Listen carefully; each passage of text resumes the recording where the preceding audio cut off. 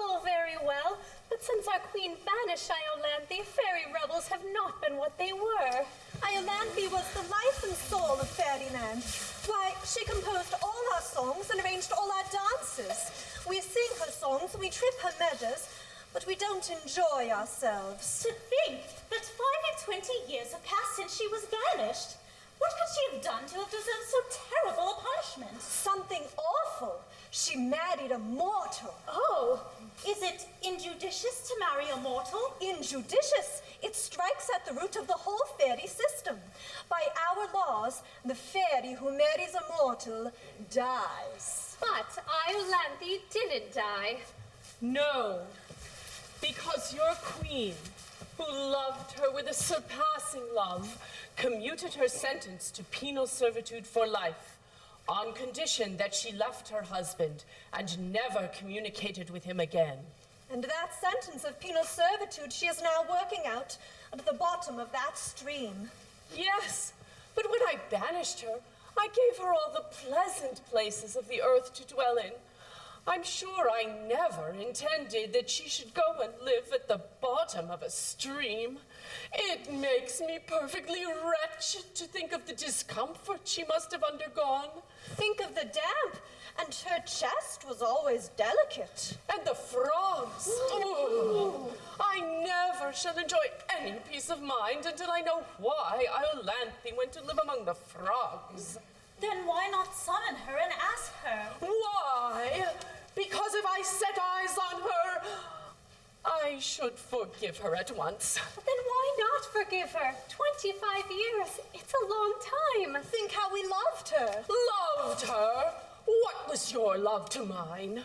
Why, she was invaluable to me. Who taught me to curl myself inside a buttercup? Iolanthe. Who taught me to swing upon a cobweb? Iolanthe. Who taught me to dive into a dewdrop, to nestle in a nutshell, to gamble upon gossamer? Iolanthe. She certainly did surprising things. Oh, give her back to us, great queen, for your sake, if not for ours. Oh, I should be strong, but I am weak. I should be marble, but I am clay. Her punishment has been heavier than I intended. I did not mean that she should live among the frogs. And, well, it shall be as you wish.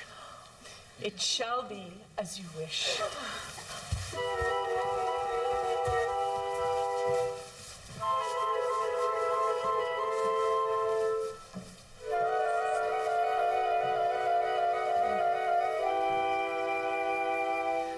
Iolanthe, from thy dark exile thou'rt summoned. Come to our call, come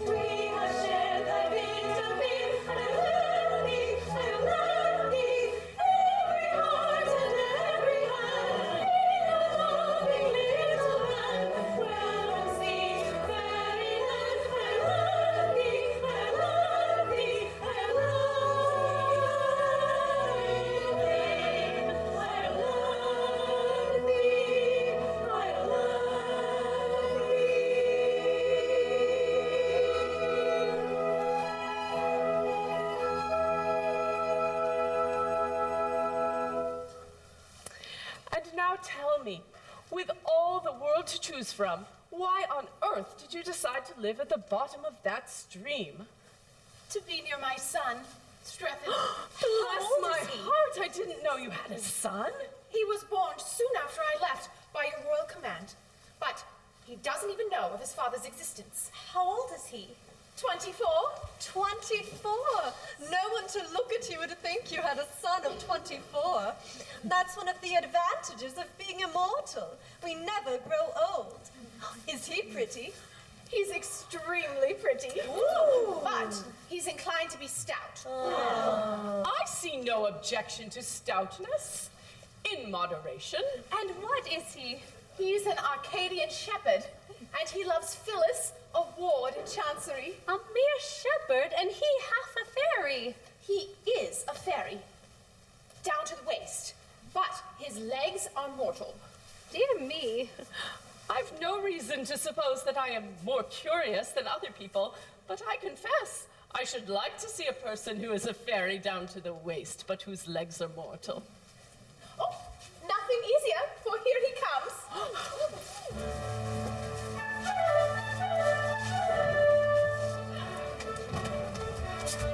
Good morrow, good mother. Good mother, good morrow. By some means or other, pray banish your sorrow. With joy beyond telling, my bosom is swelling, so join in a measure expressive of pleasure, for I'm to be married today. Yes, I'm to be married today. Yes, he's to be married today. Yes, he's to be married today.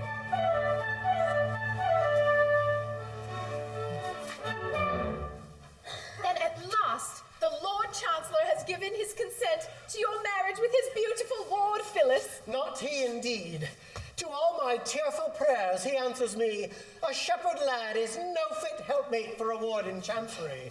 I stood in court, and there I sang him songs of Arcady, with flageolet accompaniment. In vain. At first he seemed amused, so did the bar, but quickly wearying of my song and pipe, bade me get out. The servile usher then, in crumpled bands and rusty bombazine, led me, still singing, into Chancery Lane. I'll go no more, I'll marry her today, and brave the upshot, be it what it may. But who are these? Oh, Strephon, rejoice with me. My queen has pardoned me. Pardoned you, mother, this is good news indeed. And these ladies are my beloved sisters. Your sisters? Then they are my aunts. A pleasant piece of news for your bride on her wedding day. Hush! My bride knows nothing of my fairyhood. I dare not tell her lest it frighten her. She thinks me mortal and prefers me so. Your fairyhood doesn't seem to have done you much good. Much good. My dear aunt, it's the curse of my existence. What's the use of being half a fairy? My body can creep through a keyhole. But what's the good of that when my legs are left kicking behind? I can make myself invisible down to the waist, but that's of no use when my legs remain exposed to view. My brain is a fairy brain, but from the waist downwards, I'm a gibbering idiot. My upper half is immortal, but my lower half grows older every day, and someday or other must die of old age. What's to become of my upper half when I've buried my lower half?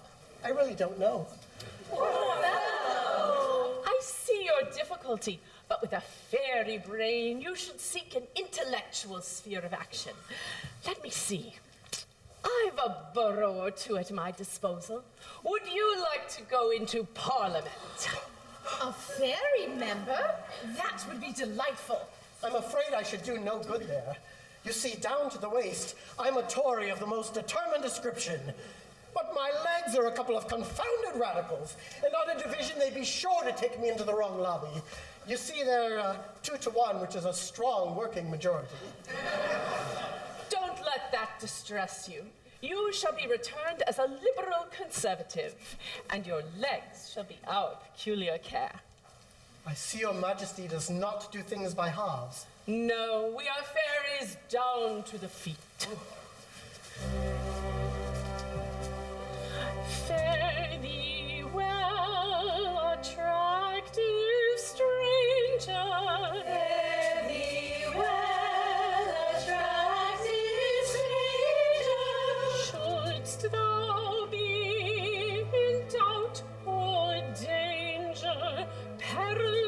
perplexity, call us and we'll come to thee. I call us and we'll come to thee.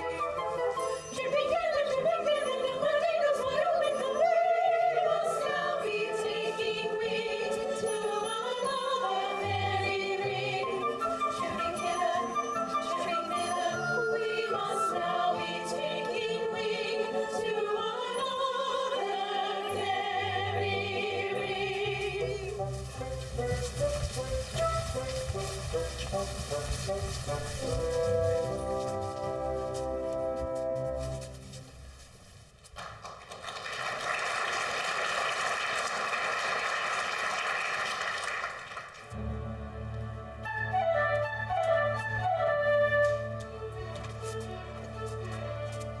Good morrow, good lover. Good lover, good morrow. I prithee discover, steal, purchase, or borrow some means of concealing the care you're feeling and join in a measure expressive of pleasure. For we're to be married today, today. Yes, we're to be married today. Yes, we're to be married today, today. Yes, we're to be married today.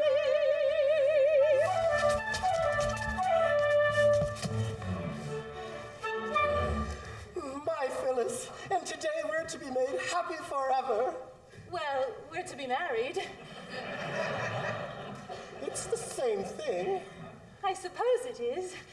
But oh, Strephon, I tremble at the step I'm taking.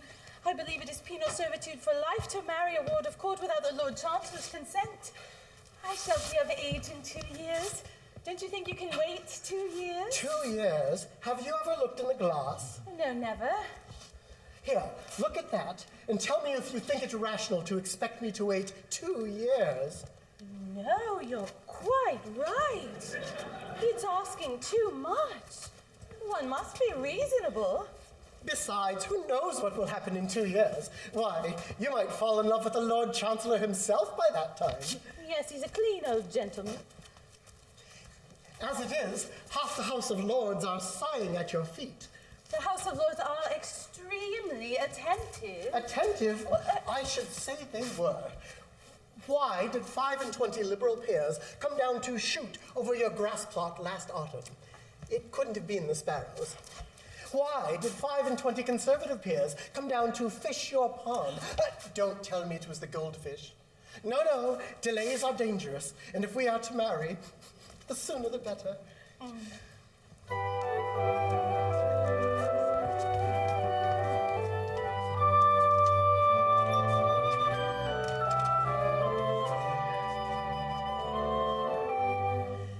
None shall part us from each other.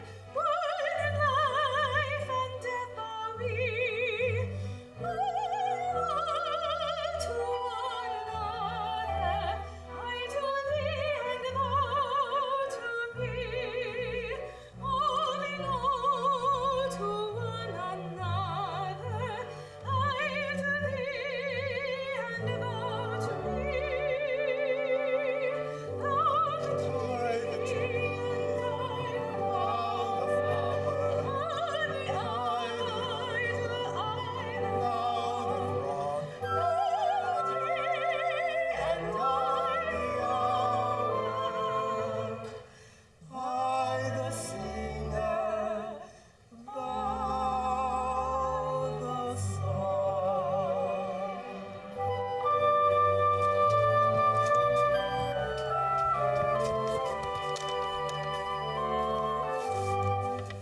All in all, since that fond meeting, when in joy I woke to find mine the heart within thee beating, mine the love that heart enshrined, mine the heart within thee beating, mine the love that heart enshrined. On the stream and I the willow, on the sculpture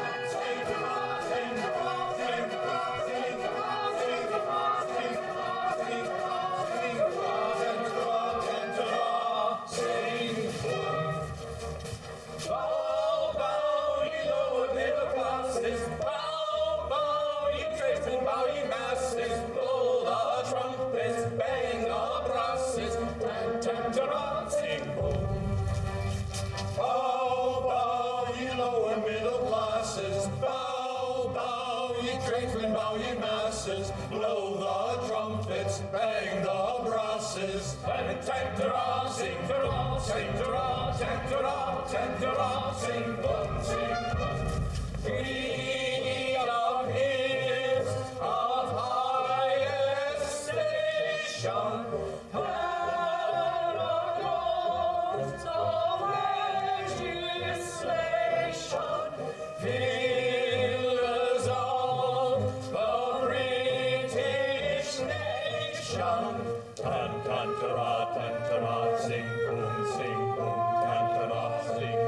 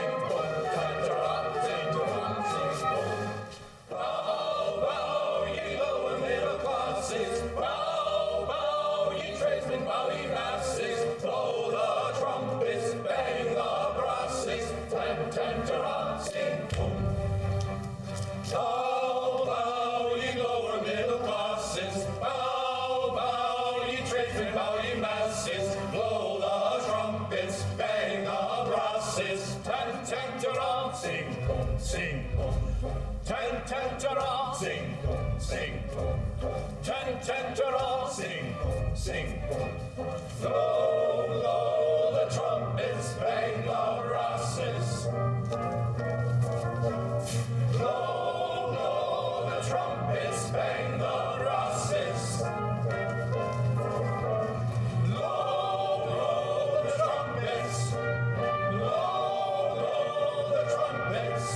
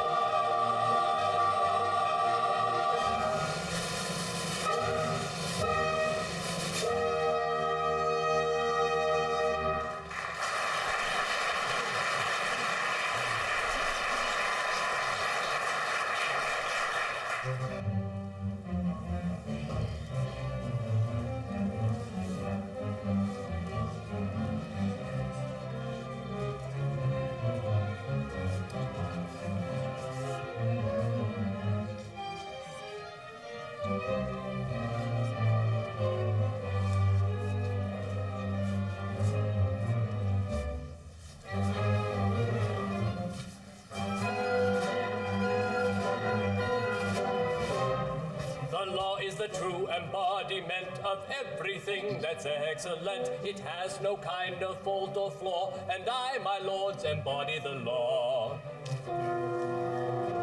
The constitutional guardian I, of pretty young wards and chancer I, all very agreeable girls, and none are over the age of 21. A pleasant occupation for a rather susceptible chancellor. A pleasant occupation for a rather susceptible chancellor. Although the compliment implied inflates me with legitimate pride, that nevertheless can't be denied that it has its inconvenient side. For I'm not so old and I'm not so plain, and I'm quite prepared to marry again. But there'd be the deuce to pay in the Lords if I fell in love with one of my wards. Which rather tries my temper, for I'm such a susceptible chancellor. Which rather tries his temper, for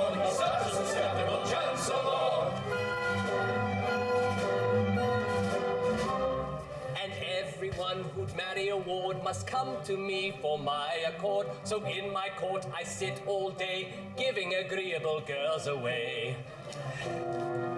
With one for him, and one for he, and one for you, and one for ye, and one for thou, and one for thee. But never, oh never, a one for me. Which rather tries my temper, for I'm highly susceptible, Chancellor. Which rather tries his temper, for he's such a susceptible Chancellor.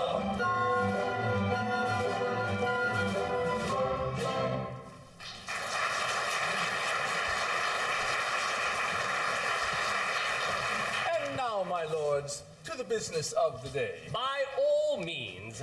Phyllis, who is a ward of court, has so powerfully affected your lordships that you have appealed to me in a body to give her to whichever one of you she sees fit to select.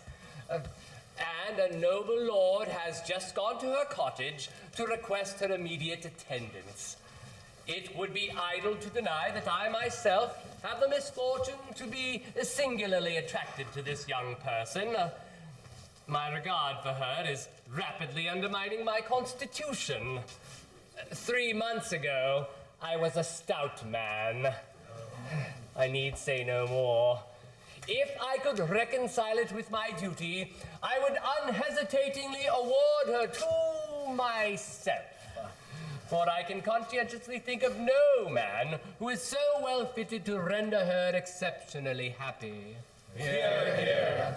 But such an award may be open to misconstruction. Therefore, at whatever personal convenience, I waive my claim. Hear, hear. My lord, I desire, on the part of this house, to express its sincere sympathy with your lordship's most painful position. I thank your lordships. Oh, the feelings of a Lord Chancellor who is in love with the ward of court are not to be envied.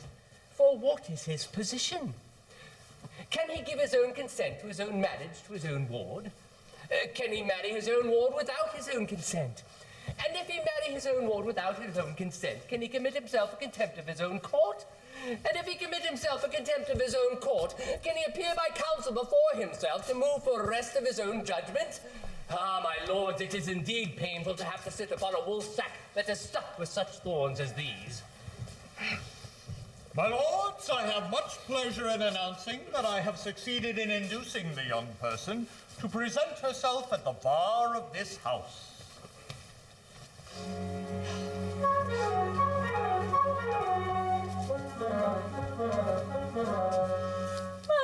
well-loved lord and guardian dear, you summoned me and I am here. Oh, rapture, how beautiful, how gentle, how beautiful.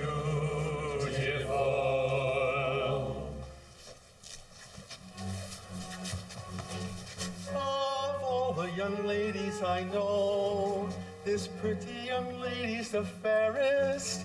Her lips have the rosiest show. Her eyes are the richest and rarest. Her origin slowly, it's true. But of birth and position I've plenty. I've grammar and spelling for 2, and modern behavior for 20. Her origin slowly, it's true. I've grammar and spelling for 2. Of birth and position plenty, with modern behavior for 20. Of birth position plenty, with modern behavior for 20.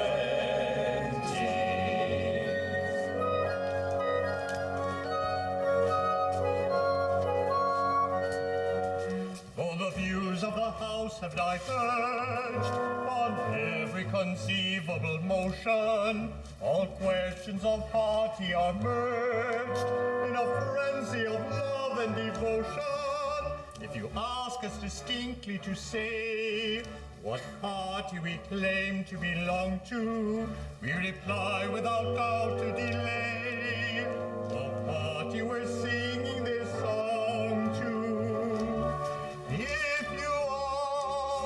distinctly to say, we'll try without doubt or delay.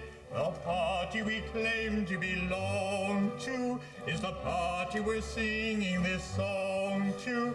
The party we claim to belong to is the party we're singing this song to.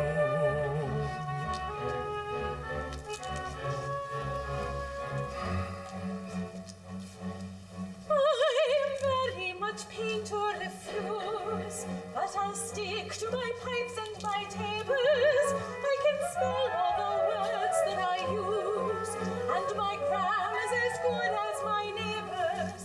As for birth, I was born like the rest. My behavior is rustic but hearty, and I know it will turn for the best when I want a particular party.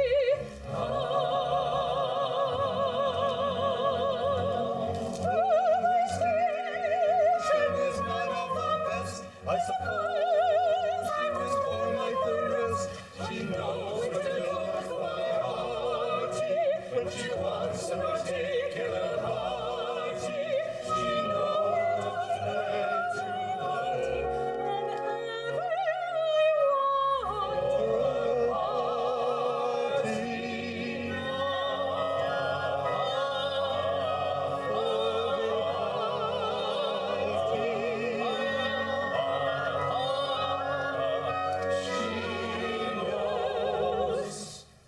where to look for her party. Her party.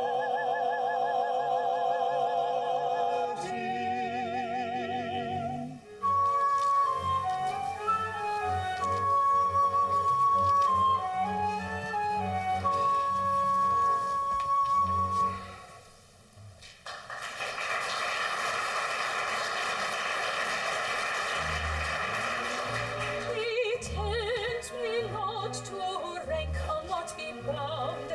In lowly court alone is virtue found. No, no, indeed, high rank will never hurt you.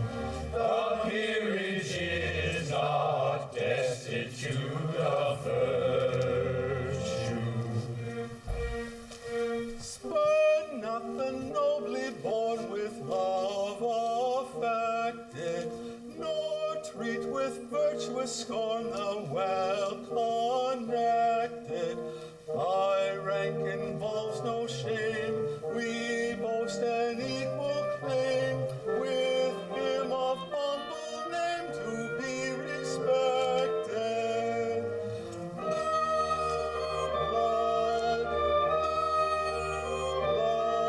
When virtuous love is sought, thy power is naught, though dating from the flood, blue blood, oh blue blood. When virtuous love is sought, thy power is not, though dating from the flood, blood of blood. Spare us the bitter pain of stern denials, nor with low-born disdain augment our trials. Hearts just as pure and fair may beat in Belgrave Square as in the lowly air of Seven Dials.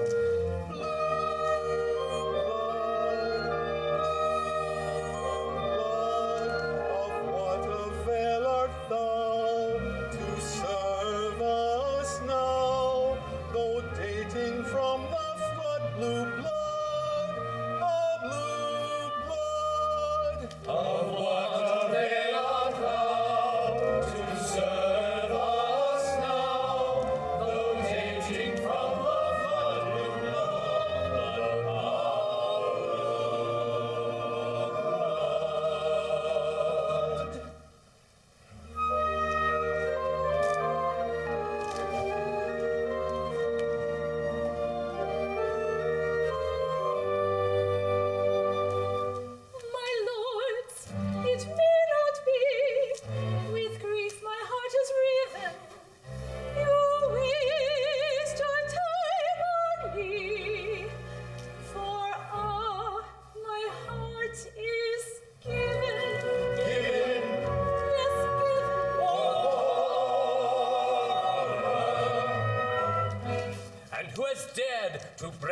displeasure, and thus defy our definite command.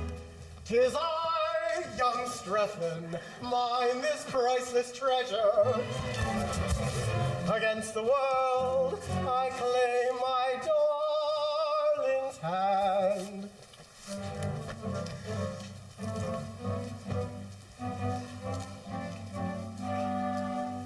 A shepherd I, A shepherd he, of Arcady,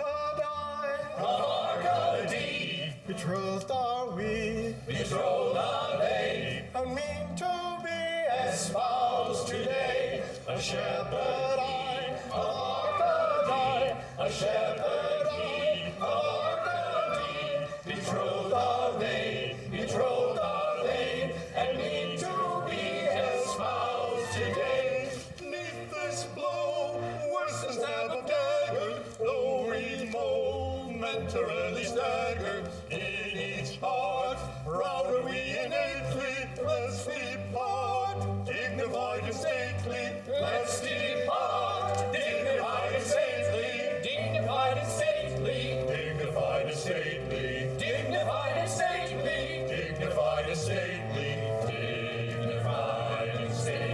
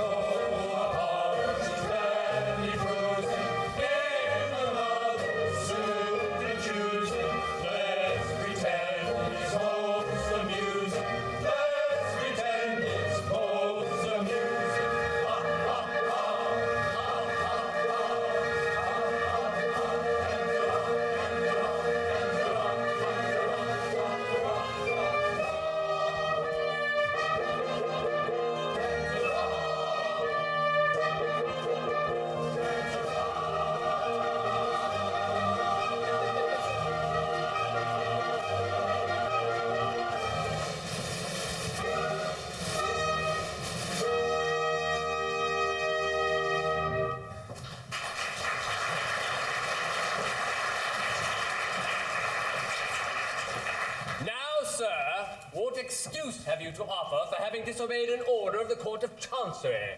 My lord, I know no court of chancery. I go by nature's acts of parliament. The bees, the breeze, the seas, the rooks, the brooks, the gales, the vales, the fountains and the mountains cry, you love this maiden, take her, we command you. 'Tis written in heaven by the bright barbed dart that leaps forth into lurid light from each grim thundercloud. The very rain pours forth her sad and sodden sympathy. When chorus nature bids me take my love, shall I reply, nay, but a certain chancellor forbids it? Sir, you are England's Lord High Chancellor, but are you chancellor of birds and trees, king of the winds, and prince of thunderclouds? No. It's a nice point. I don't think I ever met it. But my difficulty is that at present there is no evidence before the court that chorus nature has taken an interest in the matter. No evidence? You have my word for it. I tell you that she bade me take my love. Ah, but my good sir, you mustn't tell us what she told you. That's not evidence. Now, an affidavit from a thunderstorm, or a few words on oath from a heavy shower would meet with all the attention they deserve. And have you the heart to apply the prosaic rules of evidence to a case which bubbles over with poetical emotion? Distinctly. I have always kept my duty strictly before my eyes. It is to this fact that I owe my advancement to my present distinguished position.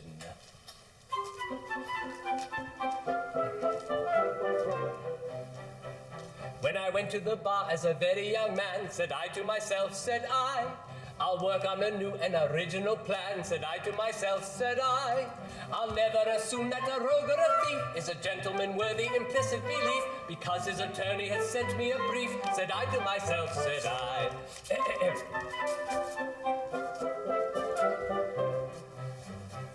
Ere I go into court, I will read my brief through, said I to myself, said I. And I'll never take work I'm unable to do, said I to myself, said I. My learned profession I'll never disgrace by taking a fee with a grin on my face when I haven't been there to attend to the case, said I to myself, said I.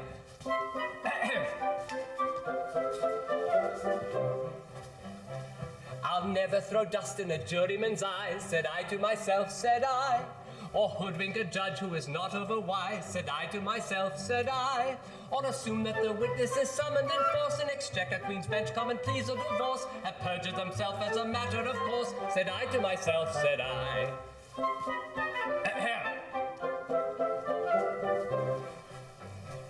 In other professions in which men engage, said I to myself, said I, the army, the navy, the church, or the stage. Said I to myself, said I, professional license if carried too far, your chance of promotion will certainly mar, and I fancy the rule might apply to the bar, said I to myself, said I.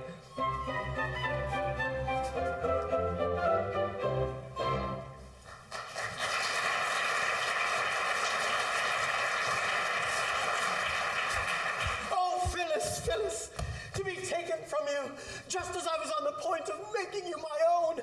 Oh, it's too much. It's too much. Oh, My son in tears, and on his wedding day. my wedding day. Oh, Mother, weep with me, for the law has interposed between us, and the Lord Chancellor has separated us forever. The Lord Chancellor? If he did but know. If he did but know what? No matter. The Lord Chancellor has no power over you. You're half a fairy. You can defy him. Down to the waist.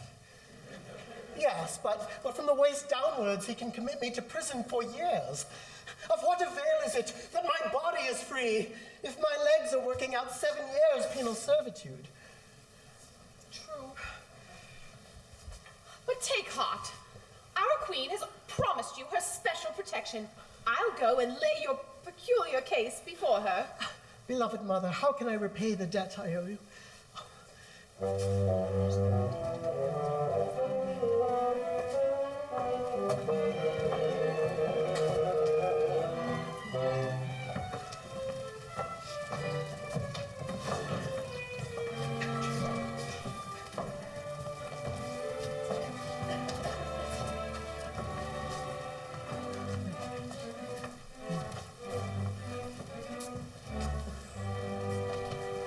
When darkly looms the day and all is dull and gray, to chase the gloom away on me I'll call.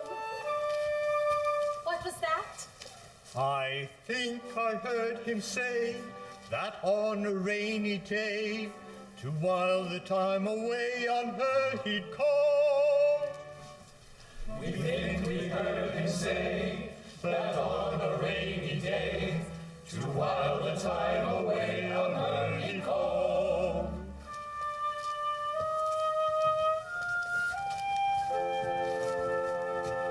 When tempests wreck thy bark, and all is drear and dark, if thou shouldst need an ark, I'll give thee one. What was that? I heard the minx remark she'd meet him after dark inside St. James's Park and give him one. We heard the minx remark she'd meet him after dark inside St. James's Park and give him one. The prospect's not so bad, my heart's so sore and sad. May very soon be glad as summer sun. Or when the sky is dark and tempest wreck his bark, if I should need an ark, she'll give me one. I'll give him one. Give him one.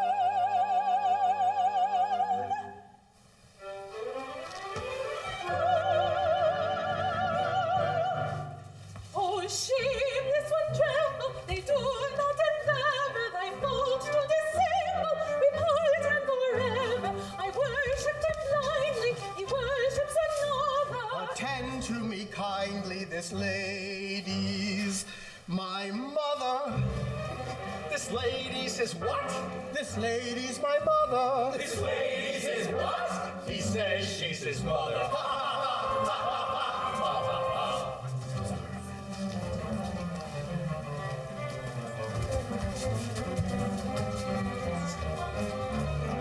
What seems this mirth unseemly that shakes the listening earth? The joke is good extremely and justifies our mirth.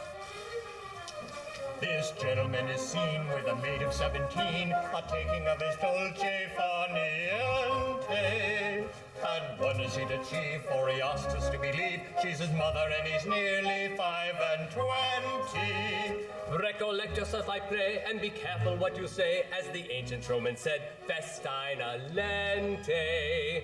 For I really do not see how so young a girl can be a mother of a man of 25.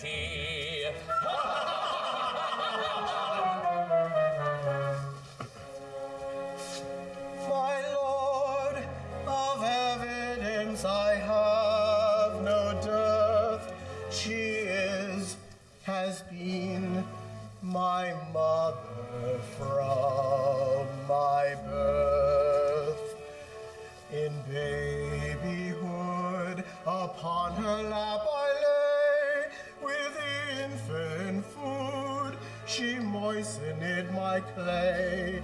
Had she withheld the succor she supplied, by hunger quelled, your Strephon might have died.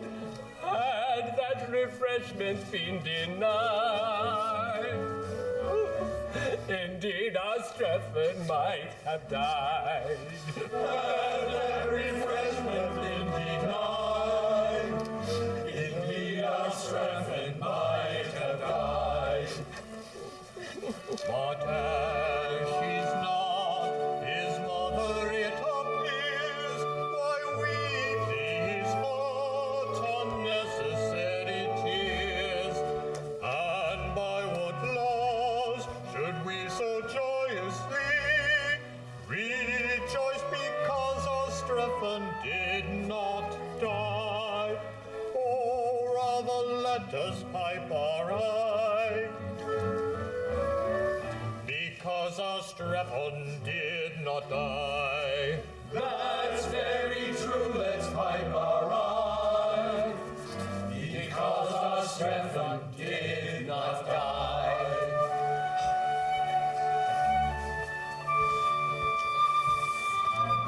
Good traitress one, forever we must part. To one of you, my lords, I give my heart. Oh, rapture! Hear me, Phyllis, Oh, rapture! ere you leave me. Not that you did deceive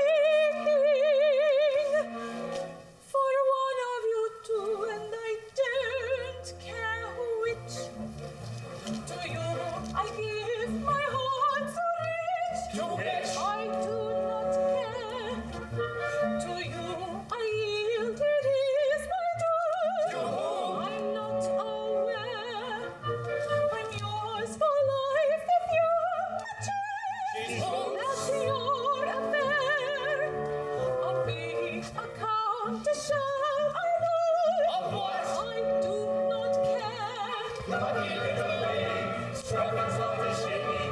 Randy sings his vital. Countess sings the title. Yes, Countess, Countess, the title, the title.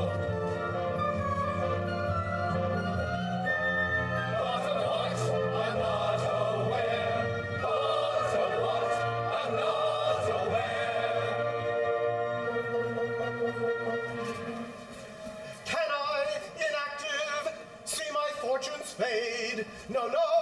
Oh, No, no. Mighty protectress, hasten to my aid.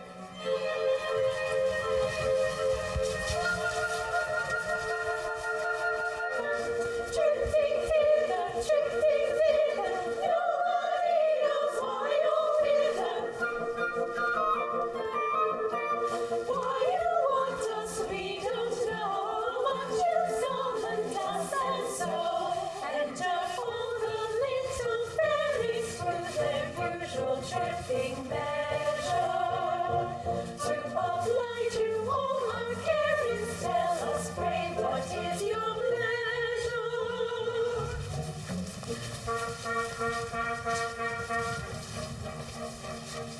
The lady of my love has caught me talking to another. oh, fire, serpent is a rogue. I tell her very plainly that the lady is my mother. Taradiddle, Tolloller. She won't believe my statement and declares we must be parted because on a career of double dealing I have started, and gives her hand to one of these and leaves me broken hearted. Taradiddle, Tolloller. Our cruel wants to separate two lovers from each other. fire, serpent's on the road. Done him an injustice, for the lady is his mother. Taradiddle, Tolloller. That fable perhaps they serve as turn as well as any other. I didn't see her face, but if they fondled one another, and she's but 17, I don't believe she was his mother. Taradiddle, Tolloller. I have often had a use for a thoroughbred excuse of a sudden, which is English for repente. But of all I ever heard, this is much the most absurd, for she's 17 and he is 5 and 20. For she is 17 and he is 4, 5 and 20. Oh, fire, serpent is a rogue. Now listen, pray to me, for this paradox will be carried nobody at all contradicente. Her age upon the date of his birth was -8, if she's 17 and he is 5 and 20. For she is 17 and he is 4, 5 and 20. To say she's his mother is not a bit of folly. Oh, fire, serpent is a rogue. Perhaps his great is idle and he's very melancholy. Taradiddle, Tolloller. I wouldn't say a word that could be reckoned as injurious, but to find a mother younger than his son is very curious, and that's the kind of mother that is usually spurious. Taradiddle, Tolloller.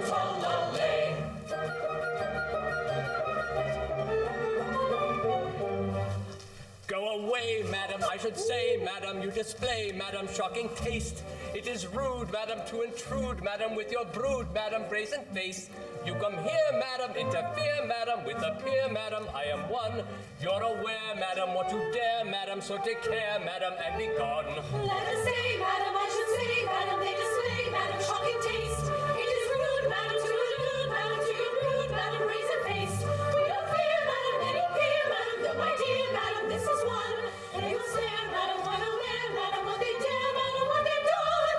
Bearded by these puny mortals, I will launch from fairy portals all the most terrific thunders in my armory of wonders. I will launch terrific wonders, and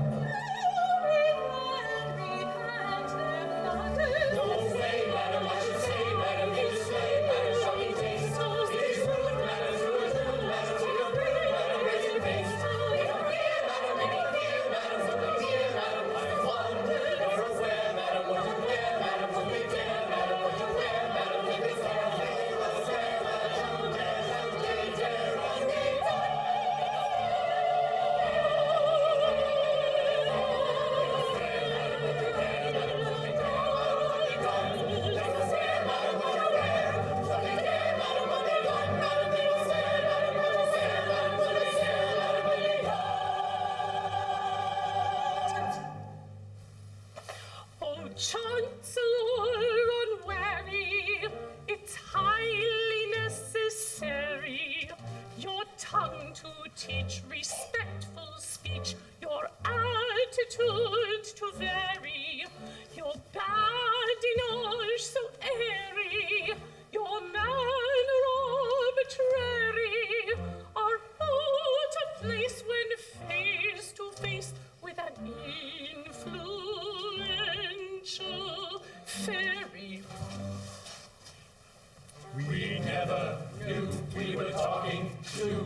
an influential fairy.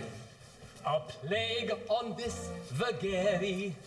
I'm in a nice quandary of hasty tone with dames unknown. I ought to be more chary. It seems that she's a fairy from Anderson's library, and I took her for the proprietor of a ladies' seminary.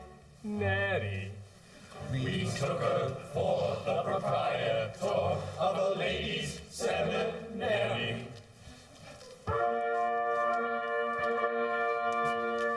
When next your houses do assemble, you may tremble.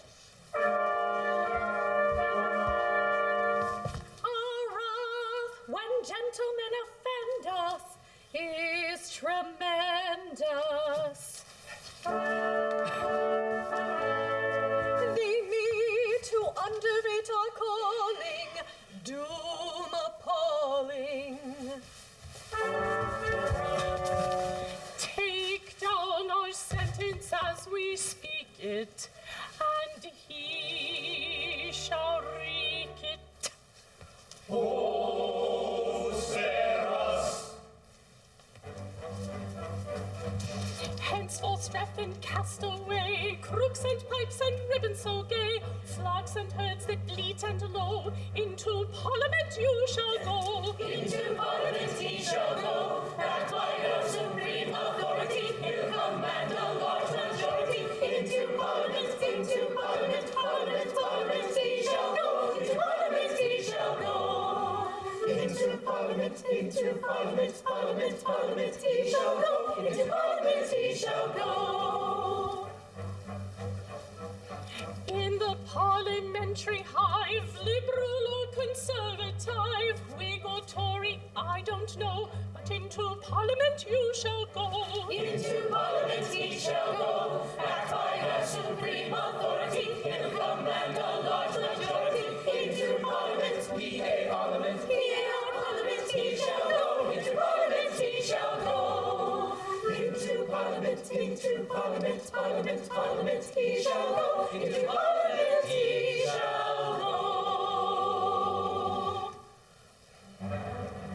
Every bill and every measure that may gratify his pleasure, though your fury it arouses, shall be passed by both your houses. Oh! You shall sit, if he sees reason, through the grouse and salmon season. No! He shall end the cherished rites you enjoy on Friday nights. No! He shall prick that annual blister, marriage with deceased wife's sister. Mercy! Titles shall ennoble then all the common councilmen. Spare us! Peers shall teem in Christendom, and a duke's exalted station be attainable by competitive examination.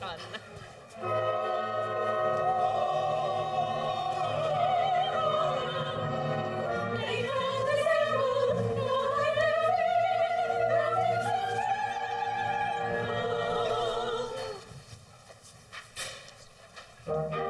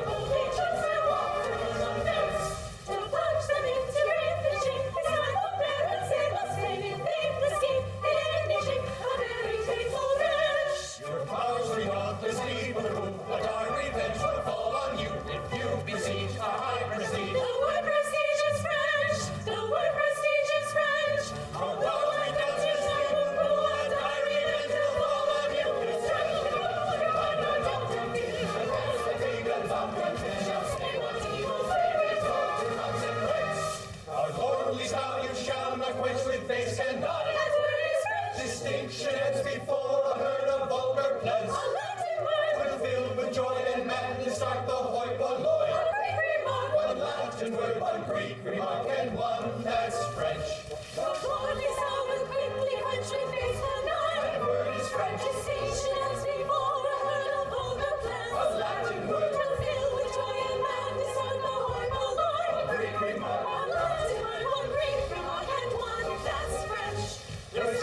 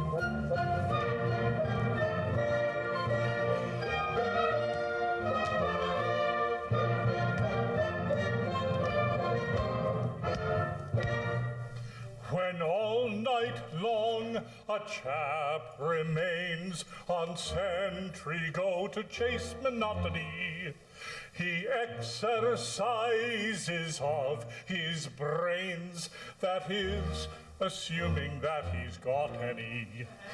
Though never nurtured in the lap of luxury, yet I admonish you, I am an intellectual chap, and think of things that would astonish you. I often think it's comical, fa-la-la, how nature always does contrive, fa-la-la-la, that every boy and every gal that's born into the world alive is either a little liberal or else a little conservative. Fa-la-la, is either a little liberal or else a little conservative. Fa-la-la.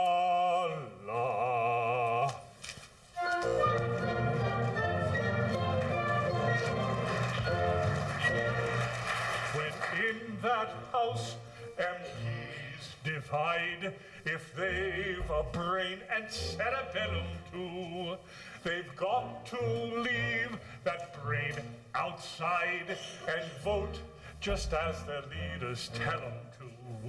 But then the prospect of a lot of dull MPs in close proximity, all thinking for themselves, is what no man can face with equanimity. Then let's rejoice with loud fa-la, fa-la-la, fa-la-la, that nature always does contrive, fa-la-la-la, that every boy and every gal that's born into the world alive is either a little liberal or else a little conservative. Fa-la-la, fa-la-la, is either a little liberal or else a little conservative. Fa-la-la.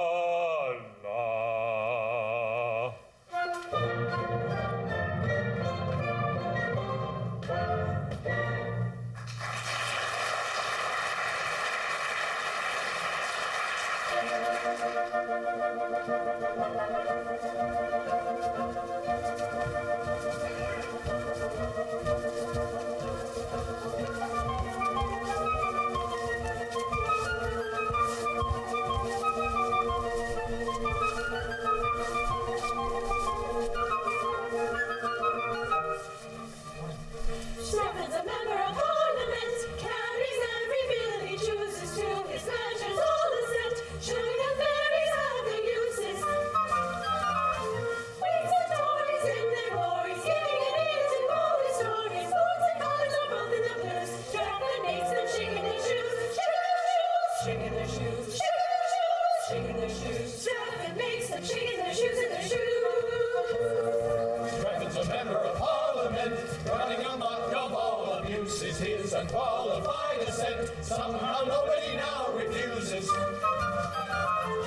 Whigs and Tories in their glories, giving an ear to all his stories, carrying every bill he may wish. Here's a pretty kettle of fish, kettle of fish, kettle of fish, kettle of fish, kettle of fish. Here's a pretty kettle of fish. Streppon's a member of Parliament, carries every bill he chooses to his measures all assent, carrying every bill he may wish, carrying every bill he may wish. Here's a pretty kettle of fish.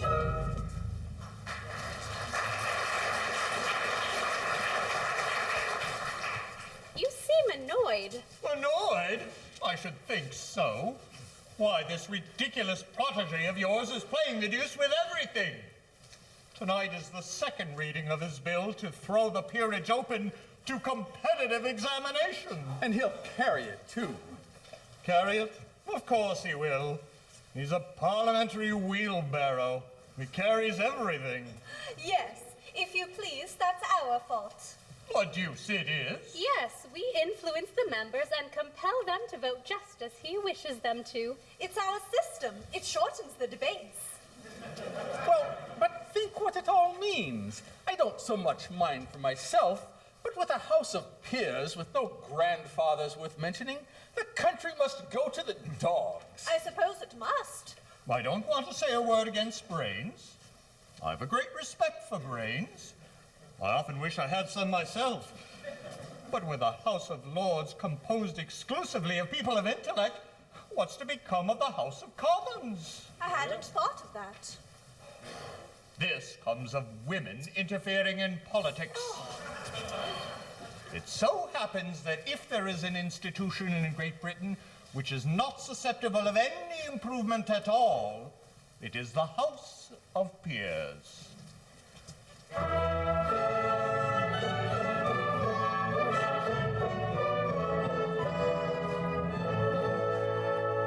When Britain really ruled the waves in good Queen Bess's time, the House of Peers made no pretense to intellectual eminence or scholarship sublime. Yet Britain won her proudest place in good Queen Bess's glorious days. Yet Britain won her proudest place in good Queen Bess's glorious days. Yes, Britain won her proudest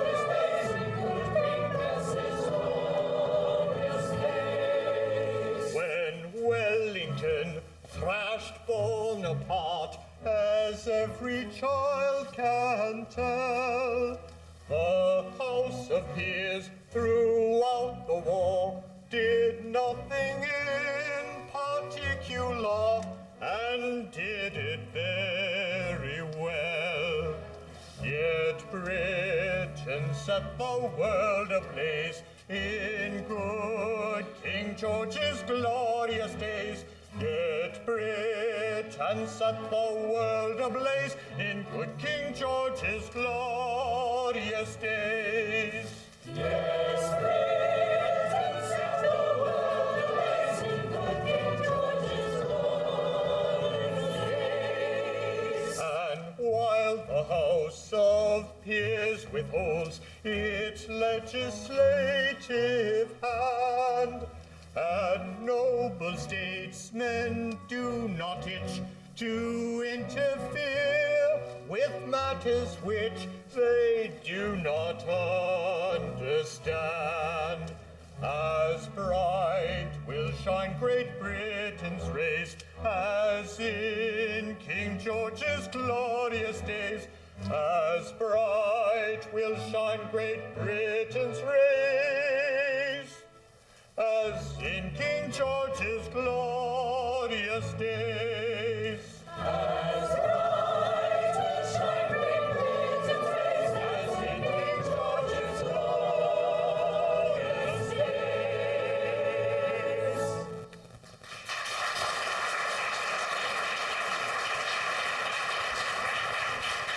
Charming persons, are they not? Distinctly, for self-contained dignity combined with airy condescension, give me a British representative peer. Then pray stop this protege of yours before it's too late. Think of the mischief you're doing. But we can't stop him now. Aren't they lovely? Oh, why did you have to go and defy us, you great geese?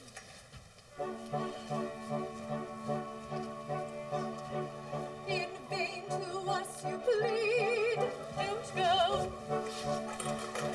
Your prayers we do not heed, don't go. It's true we sigh, but don't suppose a tearful eye forgiveness shows. Oh no, We're very cross indeed. Yes, very cross. don't go. It's true we sigh, but don't suppose a tearful eye forgiveness shows. Oh no, we're very cross indeed. Yes, very cross. Don't go.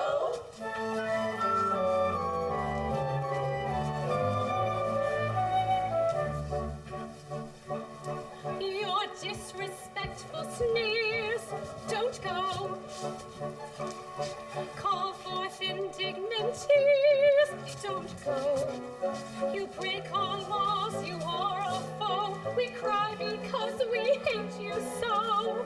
You know, you very wicked peers, you wicked peers. Don't go. You break our laws, you are our foe. We cry because we hate you so. You know, you very wicked peers, you wicked peers. Don't go. Our disrespectful sneers, ha ha, call forth indignant tears, ha ha. If that's the case, my dears, Don't go. we'll go. Oh, shame! Shame upon you! Is this your fidelity to the laws you are bound to obey? Know ye not that it is death to marry a mortal? Yes, but it's not death to wish to marry a mortal. If it were, you'd have to execute us all. Oh, this is weakness. Subdue it. We know it's a weakness, but the weakness is so strong. We are not all as tough as you are. Tough! Do you suppose that I am insensible to the effect of manly beauty? Look at that man. A perfect picture. Who are you, sir?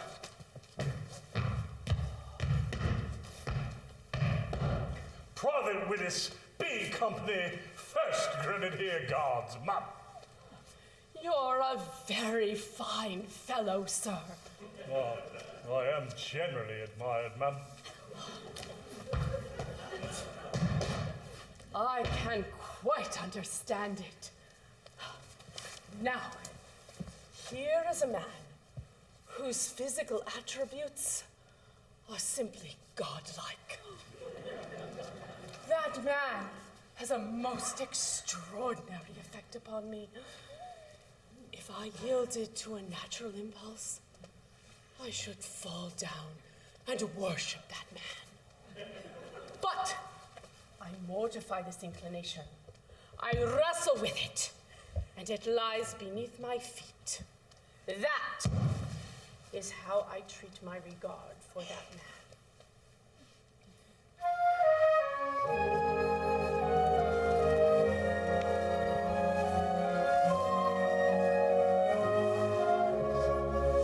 Oh, foolish fay, think you because his brave array my bosom thaws, I'd disobey our fairy laws, because I fly in realms above, in tendency to fall in love, resemble I the amorous dove, resemble I the amorous dove. Oh, amorous dove, type of Ovidiousness, oh, this heart of mine is soft as thine, although I dare not say so. Oh, amorous dove, type of Ovidiousness, oh, this heart of mine is soft as thine, although I dare not say so.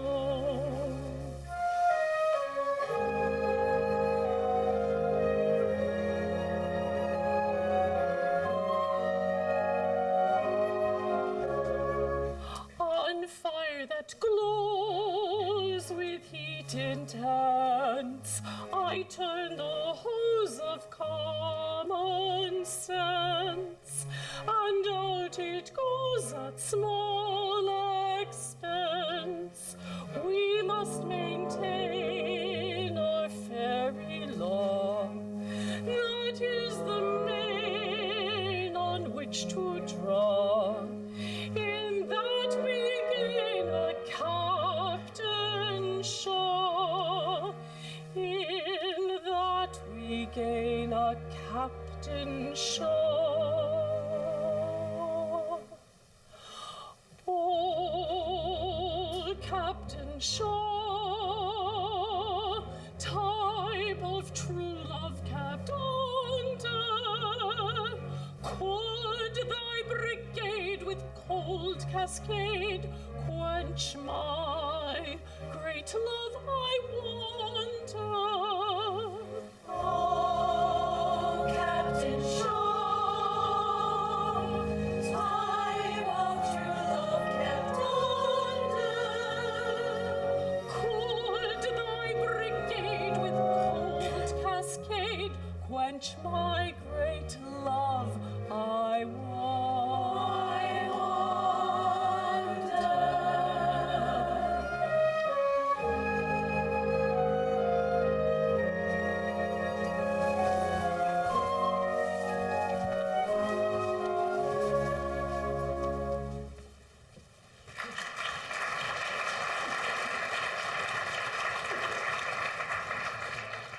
I can't think why I'm not in better spirits.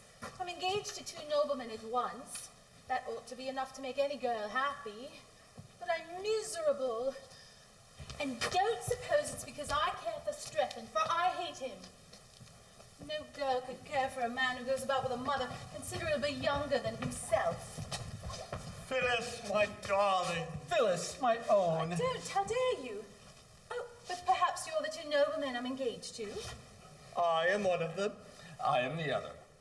Oh, then my darling, my own. Well, have you settled which it's to be? Not altogether.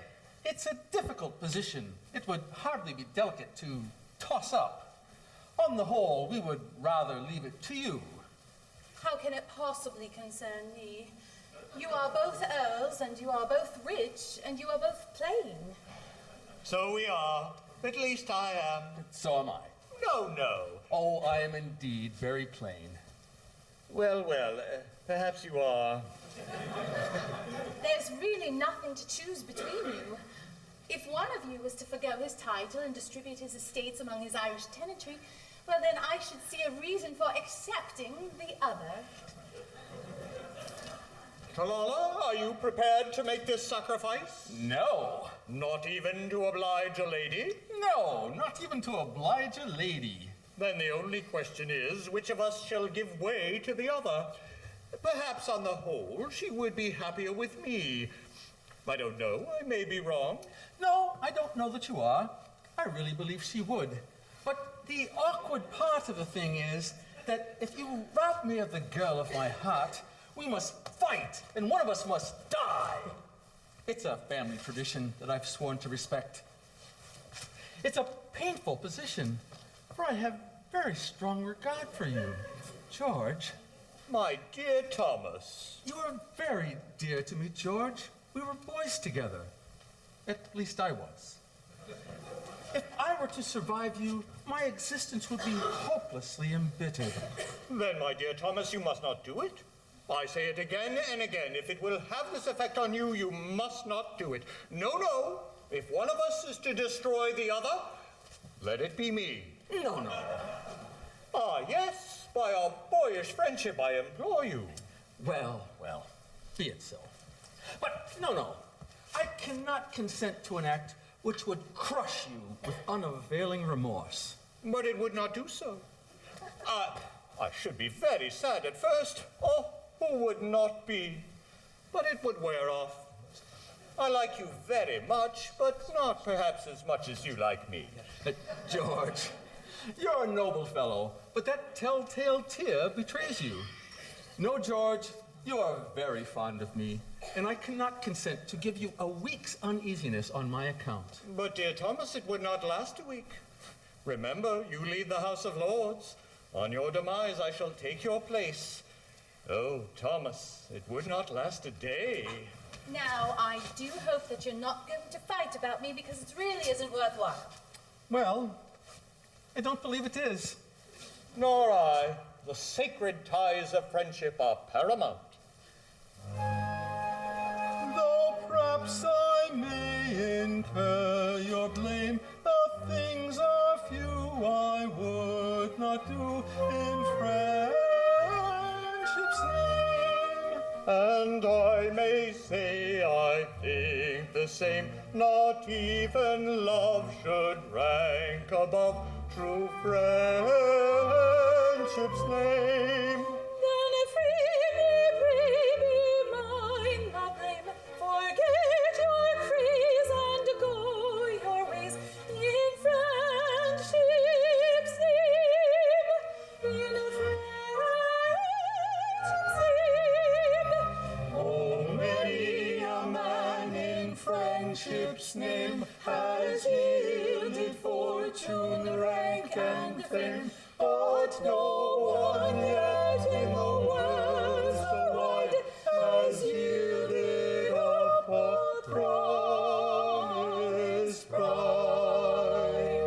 Except for friendship of the same. This sacrifice to thy dear name, accept this sacrifice to thy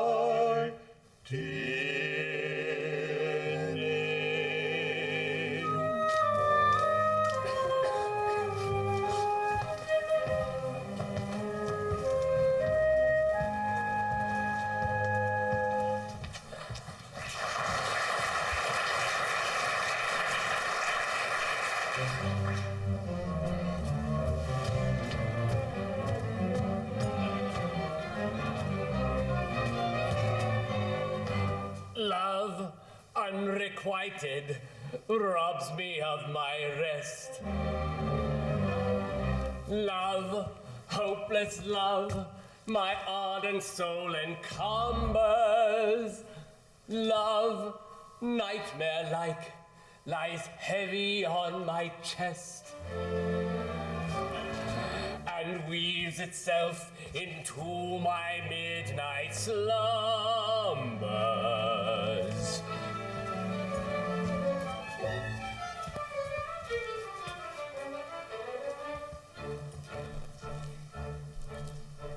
When you're lying awake with a dismal headache and repose is tabooed by anxiety, I conceive you may use any language you choose to indulge in without impropriety. For your brain is on fire, your bedclothes conspire of usual slumber to plunder you. First your counterpane goes and uncovers your toes, and your sheet slips demurely from under you.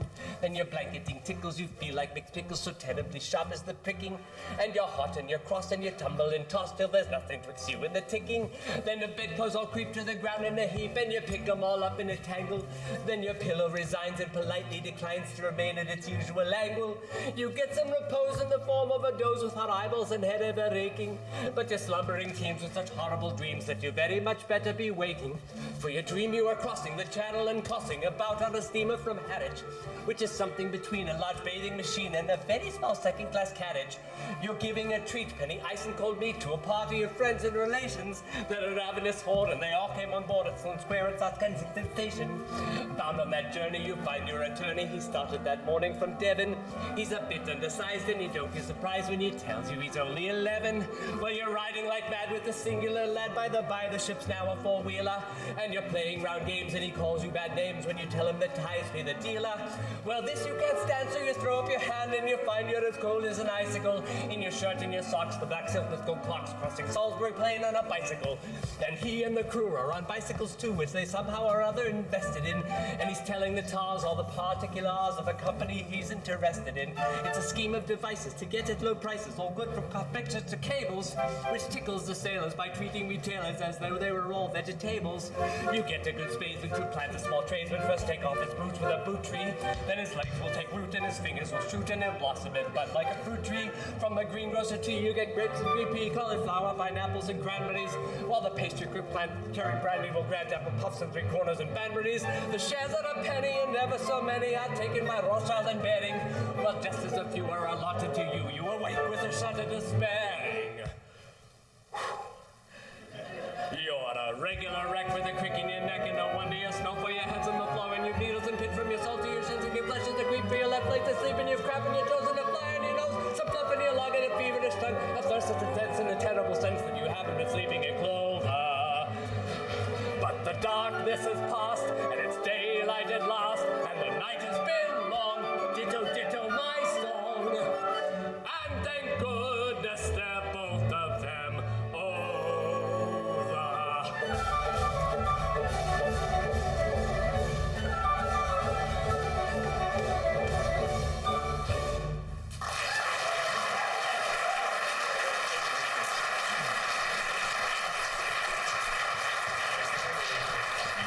I am much distressed to see your lordship in this condition. Ah, my lords, it is seldom that a Lord Chancellor has reason to envy another, but I am free to confess that I would rather be 2 earls engaged to Phyllis than any other half-dozen noblemen upon the face of the globe. Yes, it's an enviable position when you're the only one. Oh yes, no doubt most enviable. At the same time, seeing you thus, we naturally say to ourselves, this is very sad. His lordship is constitutionally as blithe as a bird. He trills upon the bench like a thing of song and gladness. His series of judgments in F-sharp minor, given Andante in 6/8 time, are among the most remarkable effects ever produced in a court of chancery. He is, perhaps, the only living instance of a judge whose decrees have received the honor of a double encore. How can we bring ourselves to do that which will deprive the Court of Chancery of one of its most attractive features? I feel the force of your remarks, but I come here in two capacities, and they clash, my lord, they clash. I deeply grieve to say that when I declined to entertain my last application to myself, I presumed to address myself in terms that render it impossible for me to ever apply to myself again. It was a most painful scene, my lord, most painful. This is what it is to have two capacities. Let us be thankful that we are persons of no capacity whatever. Come, come. Remember, you are a very just and kindly old gentleman, and you need have no hesitation in approaching yourself, so that you do so respectfully and with a proper show of deference. Do you really think so? I do. Well, then I shall nerve myself for another effort, and if that fails, I resign myself to my fate.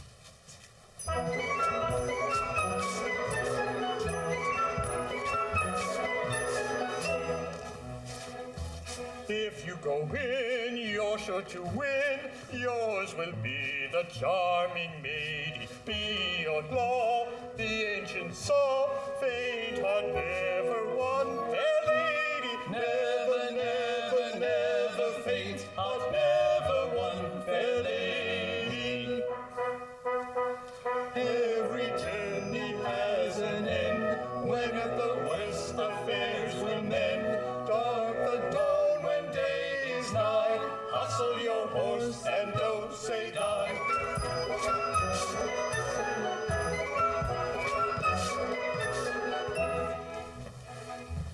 He who shies at such a prize is not worth a merry lady. Be so kind to bear in mind, faint heart never won fair lady. Never, never, never faint heart never won fair lady. While the sun shines, make her hay. Where a will is, there's a way. Beard the lion in his lair. None but the brave deserve the fair.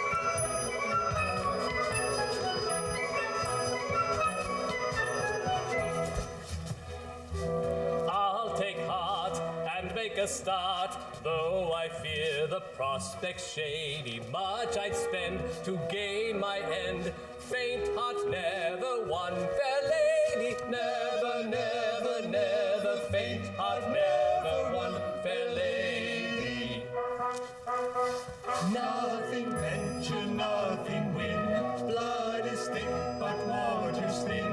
In for a penny, in for a pound. It's love that makes the world go round. Nothing venture, nothing win. Blood is thick, but water's thin. In for a penny, in for a pound. It's love that makes the world go round.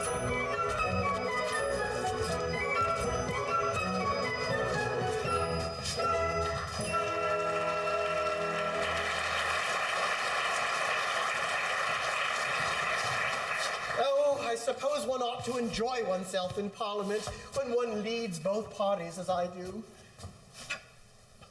But I'm miserable. Poor broken-hearted fool that I am. Oh, Phyllis! Phyllis! Yes? Phyllis! But I suppose I should say, my lady. I've not yet been informed which title your ladyship has pleased to select. I haven't quite decided. You see, I have no mother to advise me. No, I have. Yes, a young mother. Not very. A couple of centuries or so. Oh, she wears well. She does. She's a fairy. I beg your pardon? A what? Oh, I've no longer any reason to conceal the fact. She's a fairy. A fairy? Well, but that would account for a good many things. Then I suppose you're a fairy. I'm half a fairy. Which half? The upper half! Down to the waistcoat! Dear me. Well, there's nothing to show it. Oh, don't do that. But why didn't you tell me this before? Oh, I thought you'd take a dislike to me. But as it's all off, you may as well know the truth. I'm only half a mortal. But I'd rather have half a mortal that I do love than half a dozen I don't. Oh, I think not. Go to your half dozen. It's only 2 and I hate 'em. Oh, please forgive me. Oh, I don't think I ought to. Besides, all sorts of difficulties will arise. You know, my grandmother looks quite as young as my mother. So do all my aunts. I quite understand. Whenever I see you kissing a very young lady, I shall know it is an elderly relative. You will? Then, Phyllis, I think we shall be very happy. Oh, we won't wait long. No, we might change our minds. We'll get married first. And change our minds afterwards? That's the usual course.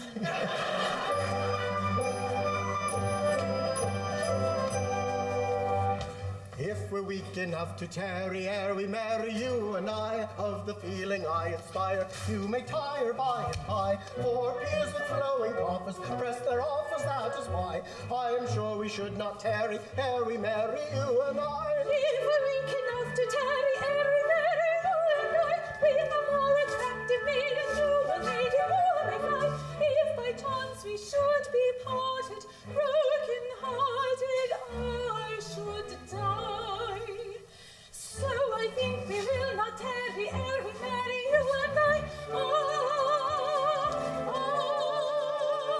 If we're weak enough to tarry ere we marry, you and I, of the feeling I inspire, you and I.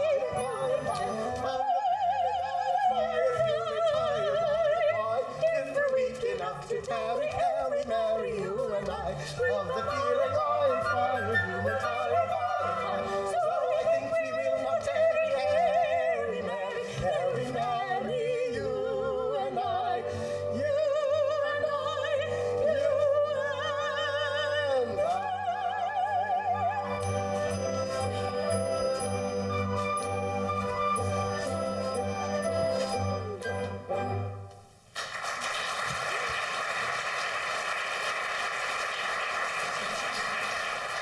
But does your mother know that you're up? I mean, is she aware of our engagement? She is, and thus she welcomes her daughter-in-law. Oh, she kisses just like other people. Oh, but the Lord Chancellor. Oh, I forgot him. Mother, none can resist your fairy eloquence. You will go to him and plead for us. No, impossible. But our happiness, our very lives depend upon obtaining his consent. Oh, madam, you cannot refuse to do this. You know not what you ask. The Lord Chancellor is my husband. Your husband? My husband and your father. Oh, then our course is plain. On his learning that Strephon is his son, all objections to our marriage will be at once removed. No, he must never know. He believes me to have died childless, and dearly as I love him, I am bound under penalty of death not to undeceive him. Victory! Victory! But see, he comes. Oh. Success has crowned my efforts, and I may consider myself engaged to Phyllis. At first, I wouldn't hear of it. It was out of the question. But I took heart. I pointed out to myself that I was no stranger to myself. In point of fact, I was personally acquainted with myself for some years. Well, this was a great point. I then admitted that I had watched my professional advancement with considerable interest, and I handsomely added that I yielded to no one in admiration for my personal and professional virtues. Ah, this was a great point gained. I then endeavored to work upon my feelings. Perceive my joy when I distinctly perceived a tear glistening in my own eye. Eventually, after a severe struggle with myself, I reluctantly, most reluctantly, consented.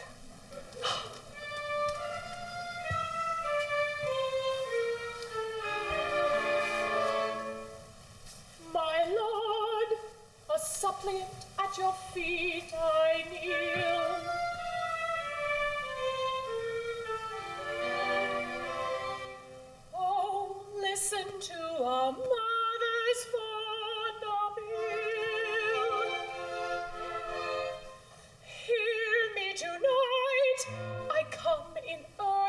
kneel. 'Tis for my son, young Strephon, that I plead.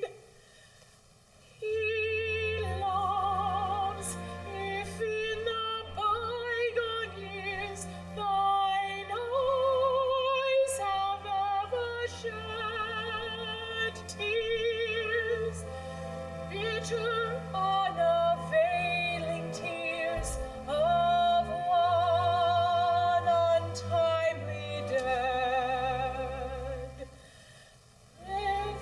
Living in the dying life, sad thoughts of horror rise. Then let the memory of thy wife plead for my boy. He dies. He dies, if fondly laid aside in some old cabinet. Memorials of thy long dead bride lie dearly treasured yet.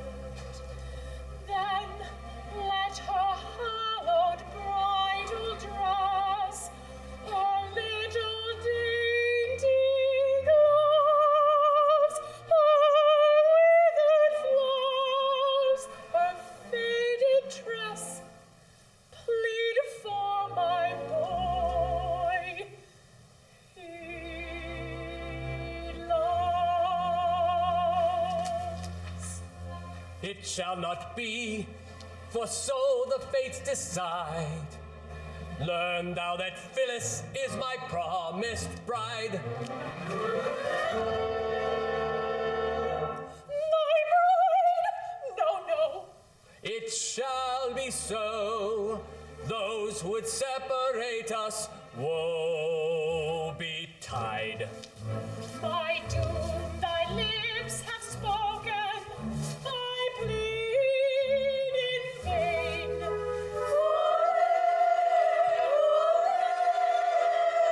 A vow already broken, I break again.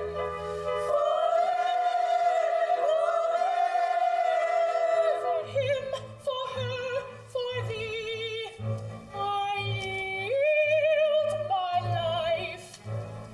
Behold, it may not be. I am thy wife.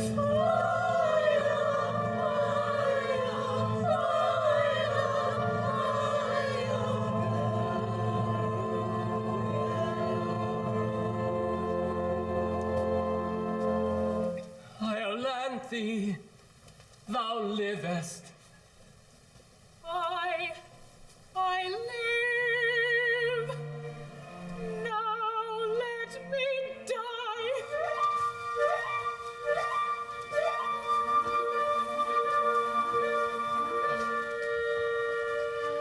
Once again thy vows are broken, thou thyself thy doom hast spoken.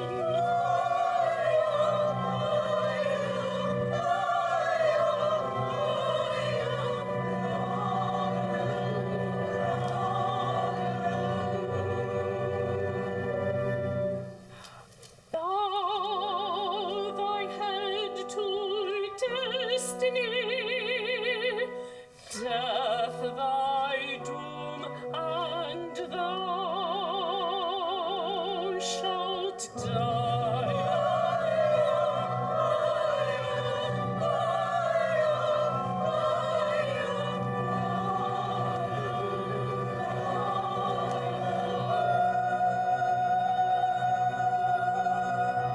Hold! If Iolanthe must die, so must we all, for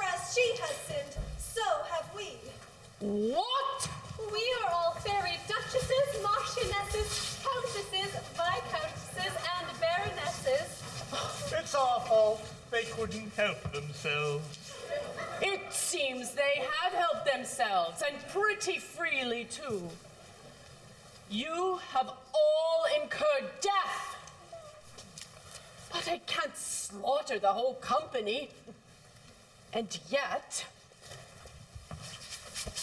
the law is clear.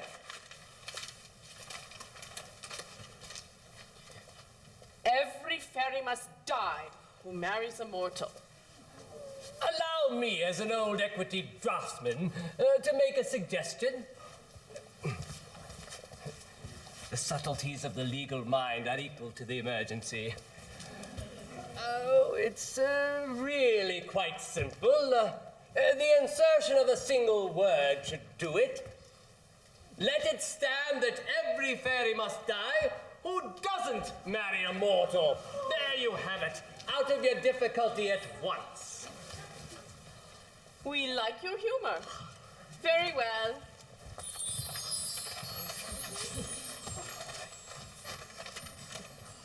Private Willis. What? To save my life, it is necessary that I marry at once. How should you like to be a fairy guardsman? Well, ma'am, I don't think much of a British soldier who wouldn't ill-convenience himself to save a female in distress. You are a brave fellow. You're a fairy from this moment. And you, my lords, how say you? Will you join our ranks? Well, now that the peers are to be recruited entirely from persons of intelligence, I really don't see what use we are down here. Do you, Tolloller? None whatever. Good.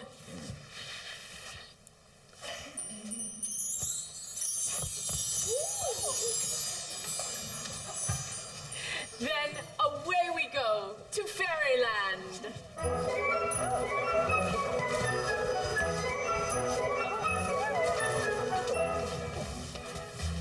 Soon as we lay off and away, we'll commence our journey airy. Happy are we, as you can see.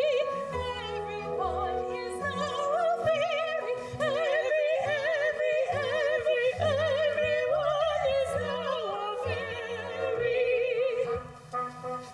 Boys and general, we know, 2 strings go to every bow. Make up your minds what griefs will bring, if you've to go to every string. Boys and general, we know, 2 strings go to every bow. Make up your minds what griefs will bring, if you've to go to every string.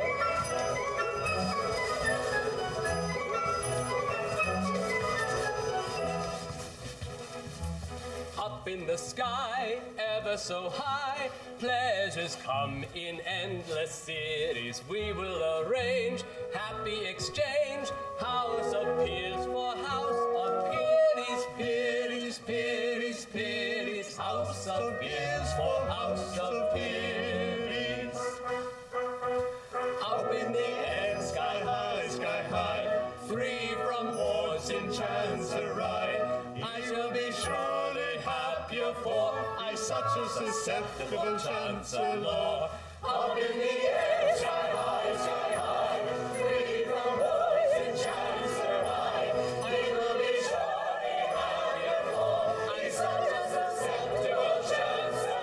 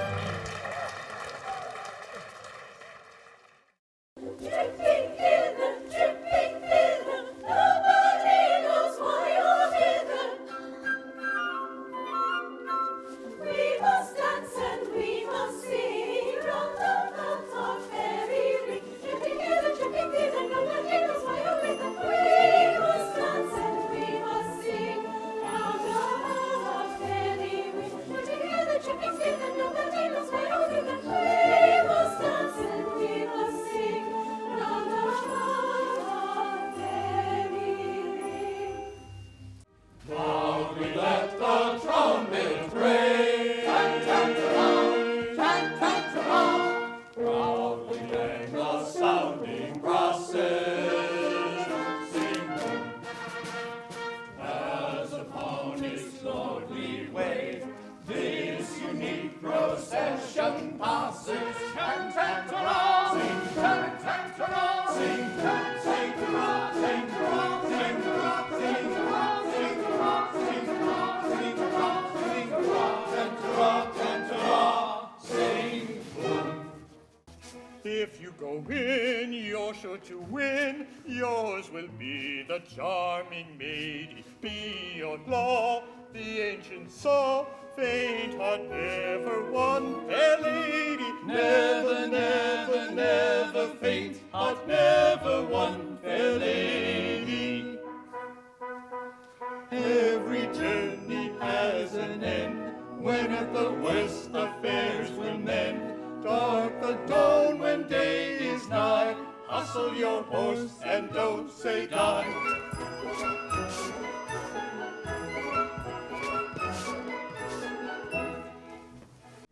Streppon's a member of Parliament, carries every bill he chooses to his measures all assent, showing that fairies have their uses.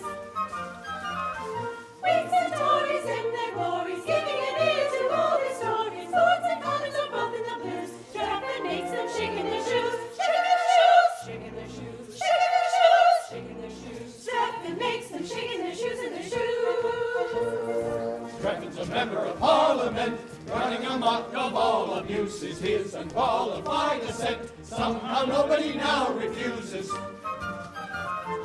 Whigs and Tories in their glories, giving an ear to all his stories, carrying every bill he may wish. Here's a pretty kettle of fish. The lady of my love has caught me talking to another. Oh, fire, Strephon is a rogue. I tell her very plainly that the lady is my mother. Taradiddle, taradiddle, Tolloller. She won't believe my statement and declares we must be parted, because on a career of double dealing I have started, and gives her hand to one of these and leaves me broken hearted. Taradiddle, taradiddle, Tolloller. Are cruel ones to separate two lovers from each other? Oh, fire, Streppon's not a rogue. You've done a man injustice, for the lady is his mother. Taradiddle, Tolloller. That fable perhaps they serve as turn as well as any other. I didn't see her face, but if they fondled one another, and she's but 17, I don't believe she was his mother. Taradiddle, Tolloller.